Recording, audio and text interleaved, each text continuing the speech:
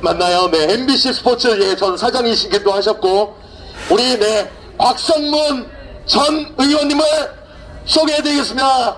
Hey, former Congressman Mr. 곽성문. 네, 안녕하십니까. 애국 시민 여러분. 네, 유튜브를 통해서 중계방송을 보고 계시는 우리 애국 시민 여러분들께 인사도 드리고요. 오늘 저희들은 지금 홍대 앞에 나와 있습니다. 지난주는 우리 명동 입구에 나갔습니다만은 명동 입구와는 다른 또 어떤 분위기가 있습니다. 그 명동에서는 대부분 자동차를 이용해서 이렇게 지나갔는데 홍대 입구는 역시 대학가 거리답게 많은 젊은 분들이 정말 이렇게 왔다 갔다 하시고 통행량도 많으시고 또 횡단보도를 기다리시면서 또 차를 기다리시면서 저희들의 얘기를 또 귀담아 듣는 모습을 보고 있습니다.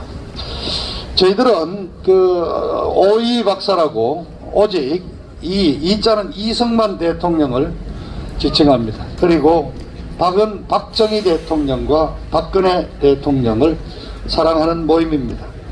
한마디로 말해서 건국 대통령 이승만 대통령을 시작으로 해서 대한민국 헌정 70년사에 대한민국이 이렇게 세계에 우뚝 설 수 있는 경제 대국으로 만든 자유민주주의를 지지하는 자유민주 세력으로서 산업화, 근대화를 달성한 우리 주류 보수 세력의 지도자들을 저희들은 사랑하고 그분들을 지지하는 모임입니다. 불행하게도 우리 박근혜 대통령이 지금 옥중에 계시기 때문에 박근혜 대통령에 대한 탄핵과 구속 수사가 원천적으로 무효라는 주장을 하는 단체라고 분명히 말씀을 드리겠습니다. 그래서 오늘 박근혜 대통령이 왜 그러면은 그분에 대한 탄핵과 모든 것이 원천 무효인가? 마침 지난 이틀 전 14일 목요일 오전에 박근혜 대통령에 대한 사법 처리가 완료가 됐습니다. 대법원에서 선고 공판이 있었습니다. 그런데 여러분, 대법원 선고 공판에 1분이 걸리지 않았습니다. 1분이 안 걸렸습니다. 박근혜 대통령에 대한 사법 판결은 이렇게 진행됐습니다. 대법원 형사 3부 주관으로 14일 목요일 오전 11시 15분에 열렸는데 재판부 4명이 입장하고 나서 사건 번호를 부르고 그 다음에 사건 당사자 박근혜라는 이름을 부르고 그리고 판결문이라고 우리는 얘기를 합니다만은 법률 용어로는 주문이라고 그러는데 주문 낭독이 있었습니다. 박근혜 대통령에 대한 판결 주문은 딱 10자입니다. 검찰의 상고를 기각한다. 딱 이 10자로서 끝났습니다. 그래서 토탈 걸린 시간이 1분이 채 안 됐습니다. 여러분, 1분이 채 안 된 이 단 10글자로 끝났다는 이 주문을 들으시고 느낀 적 없습니까? 그렇습니다. 전직 대통령, 대한민국의 최초의 여성 대통령으로서 대통령이 탄핵되고 대통령이 뇌물을 받았다 해서 무려 횟수로 4년에 걸쳐서 3년 9개월 만에 이루어진 사법부의 판결의 주문이 검찰의 상고를 기각한다. 딱 10글자로 끝났습니다. 여기에서 우리는 박근혜 대통령에 대한 판결을 보는 이 사법부의 인식을 그대로 알 수 있습니다. 한마디로 말해서 아무런 가치라든가 사법 정의라든가 진실에 대한 추구, 헌법 가치에 대한 분석 아무런 게 없습니다. 그냥 간단히 말해서 현재 이 정부가 저 박근혜를 감옥에 쳐넣어달라고 검찰에 보냈으니까 우리는 최소한의 도리로 감옥에 쳐넣었으니까 이제 너희들이 알아서 해라. 이게 바로 이번 판결의 본질적인 내용이라고 저는 생각을 합니다. 그렇습니다. 자, 박근혜 대통령, 현직 대통령이 비리로 구속 수감됐습니다. 그래서 내려진 결론이 20년 징역형입니다. 오늘 그래서 과연 이게 그냥 우리끼리 나는 박근혜를 좋아하니까 박근혜 무효다 이게 아니고 여러분 아주 차분하게 제가 설명을 드리겠습니다. 박근혜 대통령에 대한 20년이 선고가 됐는데요. 두 개로 나눠져 있습니다. 첫째, 뇌물죄로 15년을 선고받았고, 그리고 국정원 특활비, 국정원 예산에서 불법으로 갖고 와서 그 돈으로 정치자금에 썼다 해서 5년이 그래서 20년이 됐는데요. 자, 하나하나 따져보겠습니다. 목소리 높이지 않겠습니다. 여러분 지나가시다가도 잠깐만 들어주십시오. 박근혜 대통령에 대해서 적용된 뇌물죄는 세 가지입니다. 하나는 그 최순실 씨의 그 딸이라는 정유라 아시안 게임 금메달리스트입니다. 저 조국이 딸내미처럼 표창장 위조해서 입학한 애가 아닙니다. 지 실력으로 아시안 게임 승마 단체 마술 경기에 나가서 금메달을 땄습니다. 그런데 거기에 대해서 말을 3마리를 사줬는데 그 중에 한 마리는 또 삼성이 팔았기 때문에 제외가 되고, 그 다음에 이 선수가 독일에 가서 훈련을 했는데 그 독일에 가서 훈련하는 경비라든가 또 스포츠 에이전트를 통해서 사용한 여러가지 비용들, 이 운영비를 대준 돈인데 이 돈이 대충 말값이 좀 비싸기 때문에 한 5, 60억 정도가 됩니다. 이게 첫 번째 뇌물이라는 겁니다. 그리고 두 번째는 K스포츠라는 게 있습니다.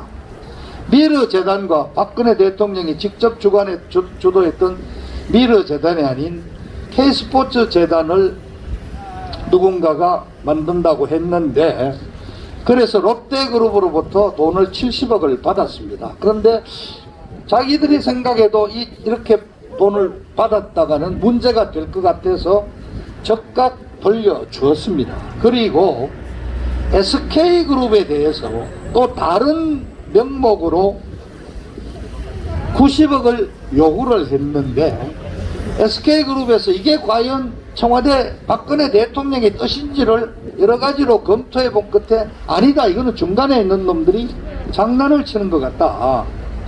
솔직하게 얘기를 하죠. 지금 옥중에 있기 때문에 좀 죄송해서 제가 이름을 안 대기로 했습니다.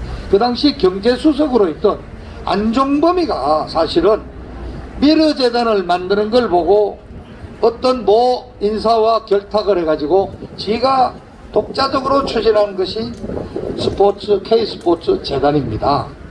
그 안종범이가 주도를 했고 대통령까지는 뜻이 가 있지 않다고 그래서 SK그룹이 출연을 하지 않기로 거부한 사건이 있습니다. 근데 이것도 뇌물로 인정하는 겁니다. 롯데 돈이 왔다 갔는데 뇌물입니다. 세 번째가 뭐냐면은 영재스포츠센터라는 게 있습니다. 하필이면 이게 최순실이 언니의 딸 조카인데 얘가 저 스케이트 선수였죠. 그리고 또 펜싱 선수가 끼고 이래가지고 여기에 삼성 쪽에서 훈련 자금으로 16억 원을 보태주게, 이 세 가지가 뇌물죄가 되어 있습니다. 근데 여러분이 다 아시는 미르재단을 만들기 위해서 740억을 거둔 것은 이미 2심 재판부에서 무죄로 선고했습니다. 왜냐, 어떤 큰 사회사업을 하는데 그 돈을 주는 거는 정치자금이 아니고요, 각 그룹마다 사회공헌재단이라는 게 다 있습니다. 그게 사실은 역사가 오래됐죠. 그래서 거기에 어떤 좋은 취지가 나오면은 하는 겁니다. 이 미르재단은 아시다시피 창조경제를 주장했던 박근혜 대통령이 특히 그 당시에 아주 계속 뻗어나가는 K-팝이라든가 K-문화 관련해서 이 한국 한류를 보급할 수 있는 하나의 어떤 말하자면은 그 베이스 캠프로서 그런 유망한 한류 스타들에 대한 지원이라든가 연구라든가 해외 시장 개척을 도와주는 창조 K 한류 문화 창조 센터로서 만들었던 게, 의도했던 게 바로 미르 재단입니다. 오늘 마침 신문에 저 뭡니까 그 YGN인가 YG그룹이 추진하는 K-팝 스쿨을 만든다고 했는데 그런 게 다 그 당시 미르 재단의 바로 창조경제에서 거론이 됐던 아이디어들입니다. 저는 그렇게 생각합니다.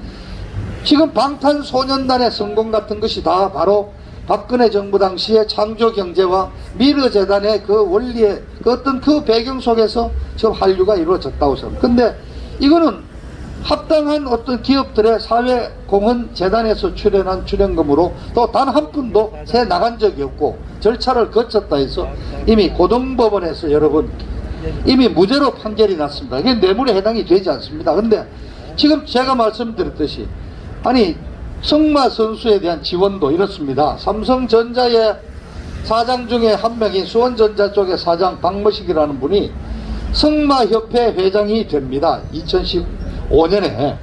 그러고 나서 이분이 만든 그 프로그램이 2020년 도쿄올림픽을 겨냥한 승마 유망주 발굴 육성 사업이라는 프로젝트를 승마협회장으로서 제출을 해서 체육회 인가를 다 받아가지고 만드는 겁니다. 그래서 초기에 6명의 유망주를 뽑았습니다. 그 중에 정유라는 단체 우승을 아시안게임 했지만은 최연소고 그때 갓 대학 입학한 젊은 유망주였기 때문에 들어갔던 겁니다. 그거를 마치 최순실의 딸내미 정유라를 위해서 만든 것처럼 그렇게 호도해서 얽어맨 것이 바로 이 뇌물 사건인데, 어쨌든 이거를 인정을 했는데 여러분, 자 박근혜 대통령이 무슨 뭐 관련이 있어서 삼성의 이재용이를 만나가지고 그래 할 일이 없어서 무슨 승마 말사주라고 그런 지시를 하겠습니까? 여러분 아시지 않습니까? 지금 삼성 이재용 부회장에 대한 재판이 다음 주 18일로 또 화요일날로 예정이 되어 있습니다만은 미리 결론부터 말씀드리면은 무죄는 날 수 없고 집행유예를 받아가지고 그래도 삼성전자 이재용 부회장이 이제는 회장이 되겠죠. 곧 이재용 회장이 세계를 돌아다니면서 이 IT 산업에서 맹활약을 해서 대한민국의 수출도 늘려주고 대한민국의 국부를 좀 만들어주기를, 또 지금 몇만 명이 삼성전자 주식 산다고 요즘 난리인데요. 삼성전자 잘 돼야 될 거 아닙니까? 그런 점에서 다음 주 화요일날 18일에 있는 이재용 부회장에 대한 재판에서도 제발 구속되지 않고 집행유예로 석방될 수 있도록 재판부의 판결을 기대하고 있습니다. 자, 두 번째, 안종범이가 한 이 K스포츠 재단, 박근혜 대통령한테 돈이 갔습니까? 자, 그리고 영재 스포츠 펜싱 선수 전직이 하는 거기 갔는데 이걸 가지고 지금 뇌물로 걸어서 15년을 매겼습니다. 그리고 남은 5년은 또 뭐냐, 국정원의 특활비, 특별활동비를 빼가지고 와서 대통령이 통치자금 수단으로 장관들한테 나눠주고 썼다는 얘기인데, 국정원 특활비를 청와대에서 받아가지고 통치자금으로 쓰는 것은 이미 전두환 노태우 때부터 김영삼이 김대중이 노무현이를 거쳐서 하나의 정치 관행입니다. 김대중 대통령 경우는 토탈 5년 동안에 쓴 특활비가 1,700억인가 거의 2,000억에 가까운 걸로 저는 알고 있고, YS 대통령이 600억인가 700억인가를 썼습니다. 근데 박근혜 대통령은 그나마 양심적이고 이분은 예산 절감을 하시던 분이 돼서 4년 동안에 가져다 쓴 돈이 35억에 불과합니다. 그럼 이걸 유죄로 해서 전직 대통령을 감옥에 쳐넣었다면은, 그러면 그 이후에 성립된 이 문재인 정권에서는 특활비 전용하는 관행은 없어져야 될 거 아닙니까? 근데 지금 문재인 정부에서도 돈을 쓰고 있지 않습니까? 초기에 비서실장을 지낸 임종석이가 국회에 나가서 당당하게 2000년도에 우리는 87억 썼다고 자랑하는데 왜 자랑했느냐? 다른 대통령들은 몇백억씩 썼는데 자기들은 100억 미만으로 아주 열심히 돈을 아주 아껴 잘 썼다고. 그리고 지금도 특활비 쓰고 있습니다. 그리고 이번에 드디어 추미애하고 윤석열이 싸우는 과정에서도 국정원에서 돈 가져다가 청와대 특활비로 해서 추미애도 나눠주고 윤석열이도 받아가지고 돈 쓴 게 나오지 않습니까? 그런데 박근혜 대통령이 쓴 그 35억의 특활비만 어떻게, 그거는 국고손실이라는 죄목으로 징역 5년을 때렸습니다. 여러분, 이게 14일에 이루어진 박근혜 대통령에 대한 뇌물사건 죄의 현실이 그렇습니다. 여러분, 이걸 들어보시면 이제 정말 억울하다. 그리고 실제 이 4년간이나 그렇게 뒤졌는데 단돈 한 푼 박근혜 대통령이 먹었다는 게 정말 딴 돈 한 푼도 없지 않습니까? 그리고 굳이 따지자면은 승마협회에 대한 지원에서 정유라가 있었기 때문에 최순실이 쪽에 뭔가 연고는 있다고 칩시다. 그래서 최순실도 또 나름대로 유죄를 받았다고 보는데, 그런데 최순실이한테 간 거고 그 딸내미한테 혜택이 간 거지. 박근혜 대통령한테 어떤 혜택이 있었습니까? 그래서 나온 말이 여러분, 묵시적 청탁이라는 말이 나왔죠. 이 묵시적 청탁이라는 거는 대한민국의 법조는 물론이고 전 세계 어디 뇌물죄 찾아봐도 없습니다. 이재용 부회장과 박근혜 대통령이 청와대에서 어느 날 만났는데, 지금까지 밝혀진 내용으로는 박근혜 대통령 본인이 서강대 전자공학과 출신이기 때문에 두 분이 IT 산업의 발전 방향에 대해서 아주 재밌게 얘기를 나눈 것으로 되어 있습니다. 그런데 그 자리에서 아버지 지금 위독하고 누워 계신데 내가 삼성을 그룹을 승계할 수 있도록 도와주십시오, 그런 부탁이 없었습니다. 이재용 부회장도 한 적이 없고 들은 적도 없고 기록에도 없습니다. 그런데 재판부는 뭐라고 그랬습니다. 1심 재판부에서 김세용 판사죠. 김세윤 판사죠. 말을 안 해도 이재용이가 박근혜 대통령 앞에서 그런 부탁을 하고 싶었고 대통령도 다 알아들었다는 거 아닙니까? 그렇게 해서 삼성이 대통령의 어떤 지시에 따라서 그렇게 지원을 했다는 것인데, 이 논리를 그냥 믿자면요 이렇습니다. 지금 삼성의 1년에 매출만 200조입니다. 삼성그룹의 가치를 다 따지면 몇백조, 몇천조가 될 것 같은데, 그래 그거를 이재용한테 홀랑 넘겨주는 대가로 그래 대통령이 부탁했더니 그저 승마협회 돈 한 50억 말 3마리 사준 걸로 그 그룹 하나 그냥 그래 뚝딱 넘어갑니까? 이 도대체 상식이 안 되는 얘기입니다. 근데 이 논리를 개발해 가지고 대통령에게 뇌물죄를 뒤집어 씌운 사람이 누굽니까? 바로 윤석열입니다. 지금 혹시 여러분 중에 윤석열이가 지금 무슨 문재인이와 대항해서 싸우는 민주투사로 보거나 아주 사법정의를 실천하는 양심적인 검사로 생각하신다면 다시 한번 차분히 생각해 주시기 바랍니다. 이자들은 윤석열이가 수사관이죠. 윤석열이는 미르재단을 만드는 740억을 막 거둔 걸 가지고 뇌물죄로 집어넣었는데, 그거는 일찌감치 법원에서 2심 재판부에서 벌써 무죄로 판결했습니다. 그리고 그러한 재벌그룹으로부터 지금 출연금을 받아서 재단을 만드는 거는 지금 이 문재인이도 몇 개를 만들었습니까? 아니 지금 이제 이익공유제 하자는 거 아닙니까? 드디어 이익공유제는 뭐예요? 그럼 흑자본 재벌들로부터 돈 가져오라 그래갖고 그 돈 가지고 저 중소기업에 대한 지원금 주고 한다는 거 아닙니까? 똑같은 거잖아요. 그러니까 그런 큰 혐의가 깨졌는데 짜질구리하게 그래 영재센터에 16억 간 걸 박근혜 대통령한테 뒤넘기면서 이것도 또 할 말이 없으니까 최순실이와 박근혜 대통령이 경제공동체라는 용어를 만들었습니다. 경제공동체라는 법률 용어는 없습니다. 다만 우리가 상식적으로 생각해 본다면은 우리 내가 부인과 남편과 아내라는 관계로 경제공동체겠죠. 내가 갖고 와서 내가 내 통장에 넣어놓고 돈 쓰지만은 막 집사람이 달라 그러면은 통장 주면서 비밀번호 가르쳐 주니까 찾아서도 쓰고, 또 내 카드를 우리 집사람 쇼핑 가는데 주고, 이게 경제 공동체죠. 그러면은 우리 박근혜 대통령이 최순실이하고 30년을 그래 넘게 알았는데 두 분이 뭐 같이 살림을 하면서 통장을 같이 쓴 적이 있습니까? 무슨 뭐 비밀번호를 같이 썼습니까? 박근혜 대통령 쓰는 청와대 카드를 최순실이가 갖고 가서 돈을 쓴 적이 있습니까? 없지 않습니까? 뭐가 경제 공동체예요? 이런 어거지로 뇌물죄를 성립시킨 것이 이게 지금 대법원에서 선고한 20년형의 실체입니다. 그리고 이미 2년 전에 확정이 된 공직선거법 위반 내용은 12년에 총선거할 때 국회의원 공천을 청와대에 있으면서 몇 사람한테 개입을 했다는 얘기인데, 자 이번 4.15 총선거에서 청와대 출신들이 몇 명이 나왔습니까? 그리고 그냥 문재인이가 노골적으로 우리 청와대에서 일 열심히 한 친구들 다 공천도 받고 아주 일할 수 있도록 해야 된다고. 지금까지 대한민국 정치사에서 대통령이 된 사람 자기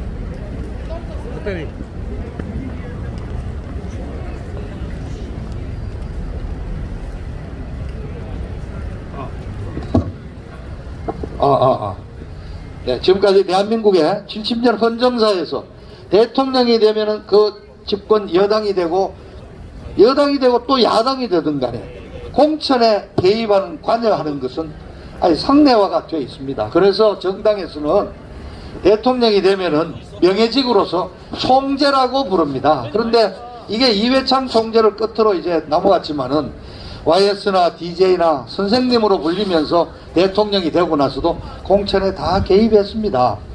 근데 그 박근혜 대통령만 이 공천 개입으로 공직선거법 위반으로 징역 2년형이 확정이 돼서 지금 현재 박근혜 대통령은 그 2년형을 이미 살고 있는 것입니다. 그리고 말씀드렸듯이 지금도 이 문재인 정권에서 국정원에 은닉되어 있는 예산을 뽑아가 가지고 그걸로 청와대에 갖고 가서 각 부처의 장관들에게 경료비로 나눠주고 검찰 이런데 경찰에는 수사비로 해서 야식하고 이렇게 해서 먹는 그 통치자금의 형식인 국정원 특활비를 유용했다고 국고손실죄로 왜 박근혜 대통령만 유죄 판결을 받아야 하는 것입니까?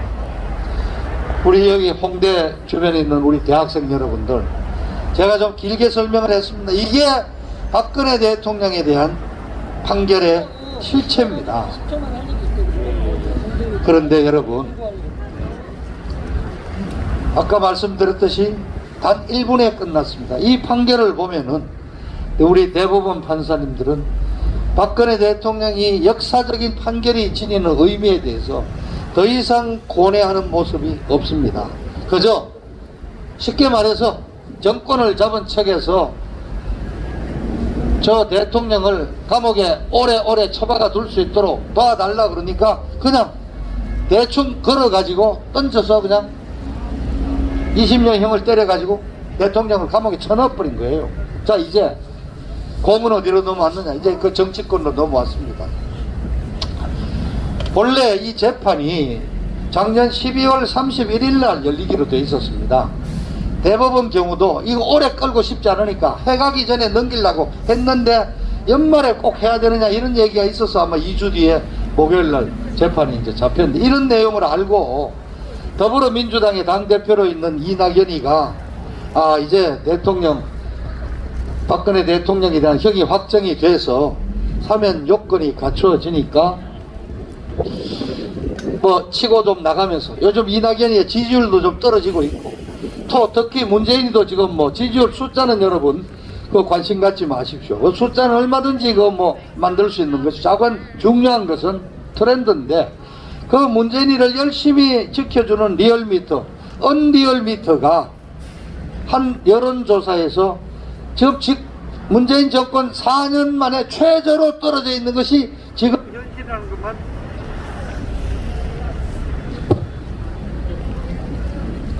네, 저건 현재 지금 최저로 떨어져 있습니다. 그래서 이런 지지율도 올리고 뭔가 돌파구를 좀 찾고 추미애 윤석열이 진흙탕 싸움으로 망신도 당했고 이런 여러가지 정치적인 어떤 그런 카드로 민주당 대표 이낙연이가 박근혜 대통령에 대한 사면을 꺼냈습니다. 좋습니다. 사면 본인이 원하지 않는 것이고 저희들은 사면을 바라지 않습니다. 왜냐? 이렇게 탄핵 자체가 무효인데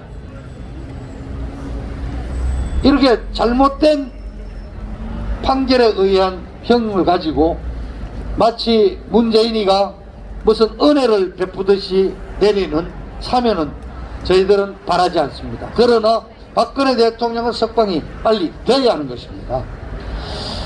그런데 사면을 얘기했으면은 이게 시정잡배에 대한 뭐 얘기가 아니지 않습니까?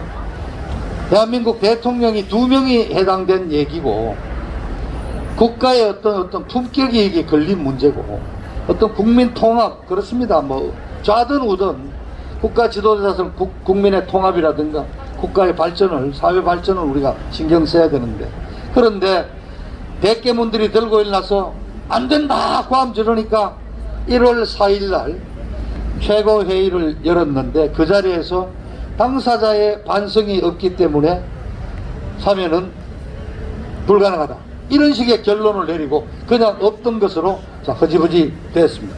근데 월요일 날 17일 내 문재인이가 신년 기자회견을 여는 것으로 되어 있습니다.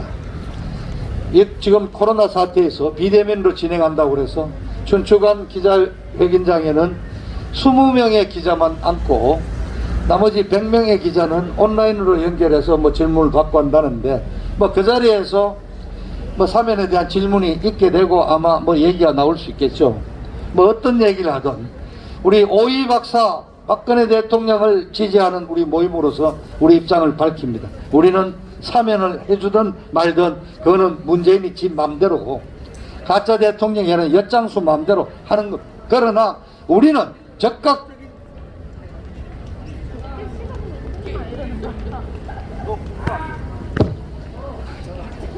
적극적인 박근혜 대통령에 대한 적극 석방을 요구합니다.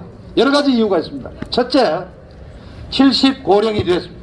형집행 정지에 해당되는 나이가 됐습니다. 여성 대통령 건강이 좋지 않습니다. 그리고 무엇보다도 지금 중국 우한 폐렴이 확산되고 있는 가운데 실제 수용시설, 박근혜 대통령이 계신 의왕구치소에서도 확진자가 나왔습니다. 그렇다면은 대통령에 대한 신변 안전을 위해서라도 지금 즉시 조건 없이 성모병원으로 이송하는 절차가 필요하다고 저희들은 생각합니다. 그리고 인도주의적인 입장에서 봅시다. 오늘로 1388일째 만 3년 10개월째 불법 구금되어 있습니다. 그리고 박근혜 대통령은 지금 재판을 거부한 채로 침묵의 투쟁을 전개하고 있습니다. 이제 나올 때가 됐지 않았습니까? 그리고 많은 사람들이 드디어 제목이 나왔습니다. 그렇습니다.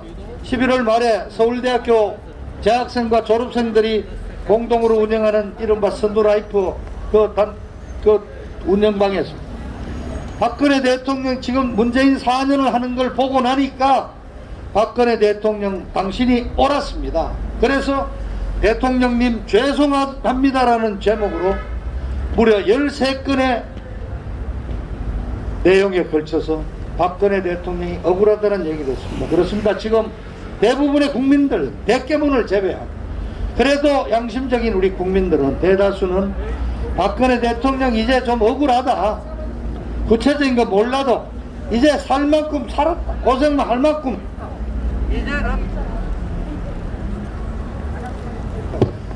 이제는 나오셔야 된다, 이구동성. 그리고 중앙일보가 바로 지난주에 간단하게 이 자기들 홈페이지를 통해서 박근혜 대통령 석방에 물었습니다. 그랬더니 적극 석방해야 된다가 63%로 나왔습니다. 그런데 중앙일보가 아주 간단하게 취급하고 얘기합니다. 그렇습니다. 지금 대다수 국민들이 이제 박근혜 대통령도 나와야 된다고 생각합니다. 그렇습니다. 저는 이런 차원에서 문재인이가 좀 현명한 판단을 할 거로 생각합니다. 그러나 우리 입장은 분명합니다.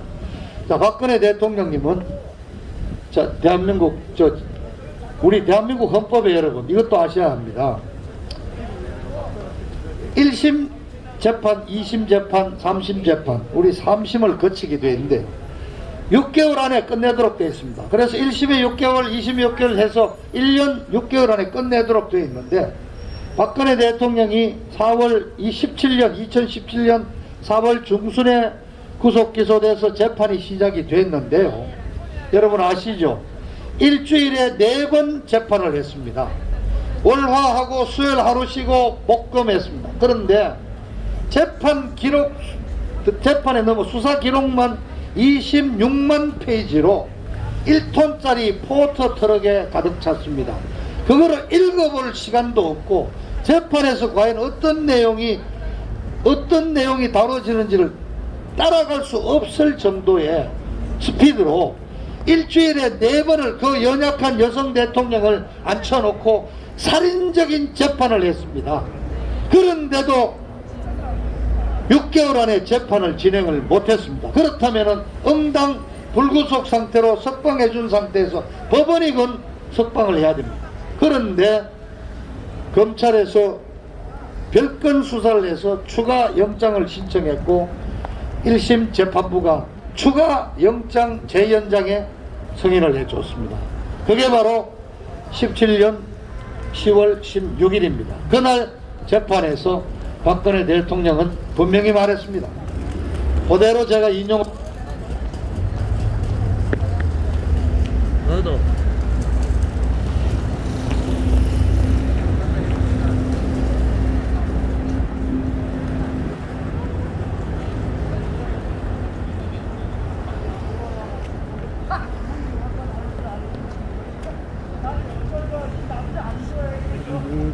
감사합니다. 앞으로 예. 헌법과 양심에 따라 재판이 진행될 거라고 믿고 지켜왔는데 재판부에 대한 신뢰가 더 이상 의미가 없다. 언젠가 진실이 밝혀질 것을 믿으면서 오늘자로 재판을 거부한다. 그래서 재판 거부하고 변호인 전원 사임시키고 서청대 3평짜리 독방에서 침묵으로 지금까지 투쟁하고 있습니다. 박근혜 대통령은 단 한 번도 본인이 유죄라고 생각한 적이 없습니다. 따라서 사면 관심이 없습니다. 그러나 대통령을 지지하고 모시는 저희들 입장으로서는 박근혜 대통령의 적극적인 사면이 필요합니다. 그래서 요구합니다. 지금 대통령을 석방시켜줄 또 하나의 방법이 있습니다. 그건 뭐냐? 형집행정지입니다. 그 형집행정지의 권한은 누가 갖고 있냐? 바로 윤석열이가 갖고 있습니다. 바로 그 윤석열이가 대통령에게 어거지 원님 재판을 해서 30년짜리 형벌을 받도록 얽어 넣은 그 윤석열이가 지금 검찰총장으로서 박근혜 대통령 석방에 대한 정권을 가지고 있습니다. 그래서 즉각 형집행 정지를 내려가지고 박근혜 대통령을 즉각 석방할 것을 요구합니다. 그리고 다음 주 월요일에 열린 혹시 기자회견에서 문재인이가 사면 문제에 대해서 얘기를 할지 모르겠습니다만은 정치권에도 분명히 얘기를 합니다. 대통령, 전직 대통령에 대한 사면이라는 이 중차대한 문제를 가지고 이건 역사적인 판결입니다. 이걸 가지고 정치적인 어떤 유불리를 따진다거나 정치적인 어떤 술책에서 이거를 서울시장 보궐선거 전에 풀어주는 게 좋으냐 아니면은 그 뒤에 해야 되느냐, 풀어주면은 야권이 분열되기나 또는 풀어주면은 선거에 불리한 게 아닌가 이런 정치적인 술책과 정치적인 유불리를 따지지 말기를 경고합니다. 마지막으로 여러분들 우리 많은 우리 대학 지성인들에게 박근혜 대통령에 대한 탄핵은 단순히 개인 박근혜에 대한 비리를 밝혀낸 탄핵이 아닙니다. 여러분 지금 오이 박사는 우리 단체 이름이 지적하듯이 이승만의 건국에서부터 박정희의 산업화 건대화 이렇게까지 대한민국에 이렇게 건설해 온 주류 세력에 대한 탄핵입니다. 이들은 모택동 혁명, 앞서 레닌, 스탈린의 혁명, 그리고 김일성 주체 사상을 신봉하는 주사파 좌빨들로서 자유민주 체제에 대한 탄핵을 했습니다. 이건 체제에 대한 탄핵입니다. 그리고 그러한 종북 주사파의 사회주의적인 인식 위에서 대한민국의 자랑스러운 역사를 송두리째 왜곡하고 부정하는 탄핵입니다. 그래서 헬조선이라는 용어를 만들어내고 대한민국의 경제 건설을 일으켜온 재벌 그룹은 착취와 노동계급에 대한 탄압으로 특혜 이룩한 어떤 그런 매판 자본으로 몰아가는 대한민국 자유민주 시장경제 체제에 대한 탄핵입니다. 그래서 저희들이 박근혜 개인에 대한 탄핵으로 이건 여러분들께 동정을 구하지 않습니다. 박근혜 대통령에 대한 탄핵은 대한민국 정통 우파 보수 세력에 대한 탄핵이며 자유민주주의 체제에 대한 탄핵이며 이것은 대한민국의 사법 정의와 양심과 진실에 대한 탄핵이라는 점을 여러분에게 호소합니다. 도와주십시오, 여러분. 대한민국이 지금 이렇게 살아오는 과정에서 저 주사파들이 뭘 도와주세요? 저희들은 항상 비판했고 욕했고 대한민국을 부정했고 역사를 왜곡했고 그런데 여러분 지난 4년간 문재인 지하에서 살아보셨지 않습니까? 저 운동권 주사파들이 과연 그 어떤 애국심을 가지고 있습니까? 정의를 가지고 있습니까? 자, 박근혜 대통령에 대한 이 탄핵은 다시 한번 말씀드립니다.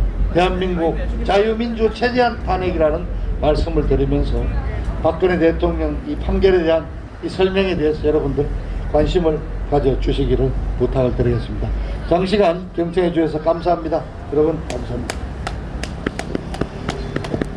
네, 우리 박성문 의원님께 큰 박수 부탁드리겠습니다. 박수! 네, the best speaker, Mr. 박성문. 네, 감사합니다. 외국인들이 많이 다니고 있습니다. 그분들에게 우리 설명 가능한 분들은 아실 겁니다. 네, 고개 끄덕이는 분도 있고, 네, 잘 좀 얘기해 주시고, 외국인들 혹시 지나가면 이제 뭐 집회가 뭐 막바지 다다랐기 때문에 저도 뭐 홍대에서 이렇게 진행했는데 여러분들 어떠셨어요? 우리 유튜버님들, 애국자님들 어떠시면 지나가는 시민분들 어떠셨습니까? 아직도 문재인이 대통령으로 보이니? 네, 뭐라고요? 네, 뭐라고요? 아이 저거 너무 심하신 거 아닙니까? 이 새끼라뇨. 사람 참 너무하시네. 아이 개만도 못하다고 하셔야죠. 개밥이 아깝습니다. 어떠세요 여러분? 맞는 말이죠. 네. 비슷하냐 안 비슷하냐는 중요한 게 아니라 맞는 말 같지 않습니까? 그렇죠? 네. 마지막으로 한번 잠깐 우리 아까 연설에서 유일한 홍일점 연사셨던 시구 하나님의 말씀을 잠깐만 전달하실 게 있으셔서 들으시고 네 마무리 이제 구호와 이제 음악 들으면서 마무리하도록 하겠습니다. 네. 아니, 잠깐 말씀드리고 가겠습니다. 지금 한일 관계가 파탄 지경에 있기 때문에 지금 이런 그 역사 왜곡 부분에 대해서 60자까지 진행한 반일동성 공대회라는 조그만 그 시민들의 모임이 있습니다. 연구자 그리고 뭐 각 자기 일터에서 열심히 사는 분들이 매주 수요일날 연합뉴스 앞에서 위안부성 철거, 수요 집회 중단, 그리고 1시 반 용산역에 여러분들 잘 모르시겠지만 그 노무동 일본인으로 추정되는 그 동상이 민주노총이 세운 동상이 있어요. 그래서 매주 수요일마다 저희가 한일관계 회복은 물론이고 이 대한민국이 반일이라면 그냥 다 꼼뻑해요. 반일로 평정하는 나라잖아요. 반일로 장사하고 반일로 정치하고 반일이 권력인 나라. 이것에 반드시 우리 보수 세력들이 진실의 무기로 철퇴시키지 않으면 권력을 잡아도 무너집니다. 그래서 그것에 목숨 걸고 나서는 학자 이휘원 박사님도 계시고 그리고 여러분들이 다 우리 그 민초들이 그런 시간 되시는 우리 유튜브 선생님들 한번 와주셨으면 좋겠고요. 그리고 이것을 일본 대사관 앞에서 또 하지만 부산 영사관 앞에도 항일거리라고 있어요. 거기 가면 그 가짜 징용동상 그리고 위안부상이 있는데 부산 영사관에서도 수요일날 이제 1인 시위를 계획한다고 합니다. 진행했었습니다. 그리고 대전에도 있고요. 경상북도 대구 쪽에서도 지금 위안부상이 있는데 앞으로 전국적으로 이 동상이 대한민국의 그 이승만 대통령이나 무슨 그런 동상이 아니에요. 그래서 이런 그 반대하시는 분들이 좀 그 많이 좀 관심을 가져주시고 올바른 대한민국의 미래를 위해서 나아갈 수 있는 이런 집회 같은데 지금 여러분들 지금 함께 동참해 주셨으면 좋겠습니다. 감사합니다.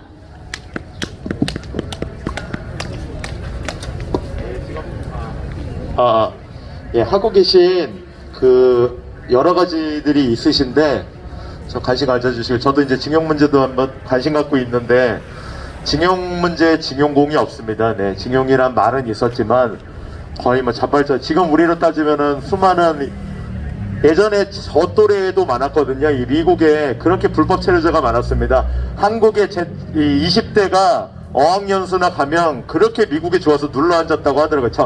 제가 대학생 때도. 여러분들 정신 차려야 됩니다. 일본 군이 와서 저기 하지도 않고, 그죠? 일본군이 와서 미쳤다고 옛날에, 그 옛날 조선에 아프리카만도 못한, 네, 거기 와서, 네, 일본군 장성이, 초급 장교단이, 정신 차리세요. 네. 초급 장교단이 장성이 와갖고 그런 일은 결단코 일어난 적이 전혀 없습니다. 네. 그리고 우리 우파, 네, 우리 네, 애국 진영에서 네, 그 태블릿 문제들도 큰 관심 가지면서 네, 뭐 오보로나 이런 걸 떠나서 진실에는 계속 지원하고 후원하고 관심을 아끼지 않는 게 옳다고 생각합니다. 저도. 네, 그래서 많은 관심을 좀 부탁드리도록 하겠습니다. 여러분들 구호 한번 외치고 예, 음악 들으면서 마무리하도록 하겠습니다. 여러분들 어떠셨어요? 오늘 가스 분출 다 하셨습니까? 네네, 가스 분출도 하시고 이제 곧이어 뜨는 달, 예, 지른해, 뭐 돈가에 비교할 가치도 없는 이 저기지만 아까 보시면 이렇게 가더라고요. 그쵸? 네, 이렇게 해는 이렇게 오고요. 네, 예, 달은 저렇게 이제 네 가게 돼 있습니다. 네, 이 돌아오실 박근혜 대통령님을 생각하면서 또 돌아올 우리 20, 30대 이 어린 양들, 그쵸? 네, 전교조와 민노총에게 세뇌된 볼셰비키와 스발로브스키에게 죄송합니다. 스와로브스키에게 이 세뇌된 우리 젊은 세대들이 돌아오기를 바라면서 네, 집회를 마무리하도록 하겠습니다. 구호 한번 해주시죠. 돌아와 박근혜! 박근혜! 돌아와! 박근혜! 돌아와! 돌아와! 박근혜! 탄핵 무효!